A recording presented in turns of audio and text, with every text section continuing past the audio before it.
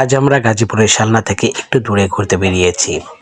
অটোযোগে রাস্তায় উঠে দেখলাম গ্রামের ছোট ছোট মেঠো রাস্তা, ধান কেটে সবুজ সমাহার এবং চারিপাশে শান্ত পরিবেশ।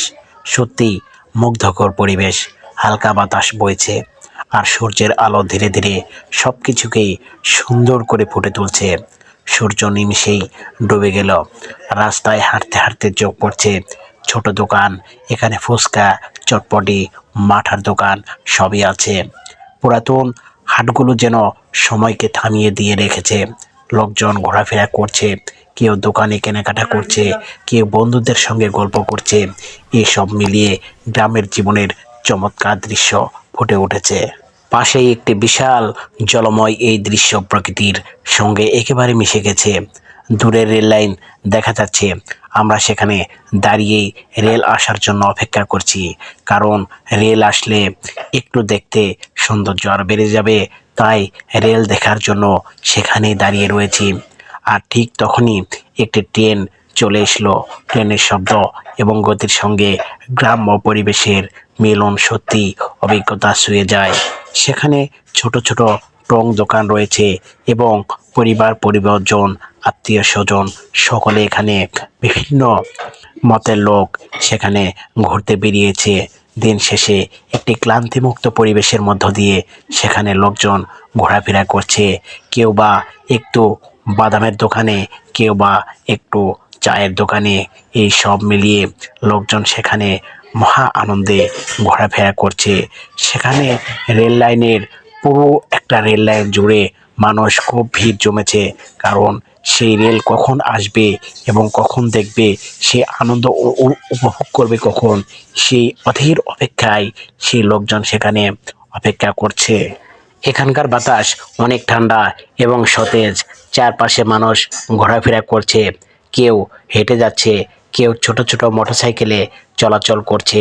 সব মিলিয়ে যেন গ্রাম্য জীবন এবং শহরের ছোটখাটো ভিড়ের এক বিশ্রাম চোখে পড়েছে। ধান ক্ষেতের সবুজ রাস্তার পাশে ছোট দোকানগুলো আর লোকজনের চেনা মুখগুলো। আমরা হাঁটতে হাঁটতে দেখতে পাই গ্রামের লোকেদের জীবনের ছোট ছোট কাজ করছে। কেউ কেউ দোকানে বসে চা খাচ্ছে, কেউ বা আড্ডা দিচ্ছে। ফুচকা, চটপটি এবং মাঠার দোকানে বাতাসে ছড়িয়ে গিয়েছে। এই ছোট্ট ছোট্ট অভিজ্ঞতাগুলোই গ্রামের ভ্রমণের মজা দ্বিগুণ করে দিয়েছে। দেখতে দেখতে চলন্ত একটি ট্রেন চলে আসলো এবং সেই ট্রেনের ভিডিও ধারণ করার জন্য মানুষ উপচে পড়ে গেছে।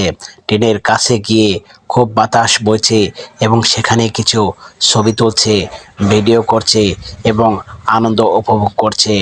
প্রকৃতির ডাকে যেন প্রত্যেকটা মানুষই প্রকৃতিতে মিশে গিয়েছে এবং সেখানে রেল যাওয়ার পরেই আবার মানুষ ভিড়ে এবং রেল লাইনের মাঝখান দিয়ে হাঁটা শুরু করলো। তাই প্রত্যেকটা মানুষ তার পরিজন নিয়ে সেখানে ঘুরতে এসেছে। বিশেষ করে ছুটির দিন, বিশেষ করে শুক্রবার দিন বেশি লোকের সমাগম সেখানে ঘটে এবং এই ব্যস্ততম শহরে, যান্ত্রিক শহরে একটু কোলাহলমুক্ত পরিবেশ, একটু খোলা প্রকৃতির নিচে প্রত্যেকটা মানুষই ঘুরতে পছন্দ করে। কার না পছন্দ করে প্রকৃতি দেখতে? এই প্রকৃতিকে সবাই ভালোবাসে, সবাই পছন্দ করে। তাই প্রকৃতি দেখার জন্য এই কোলাহলমুক্ত পরিবেশে সবাই একটু বিশ্রাম নেওয়ার জন্য ছুটে চলে আসে ছুটির দিনে। তাই এখানে আমরা এসেছিলাম ঈদের পরের ছুটির সময়।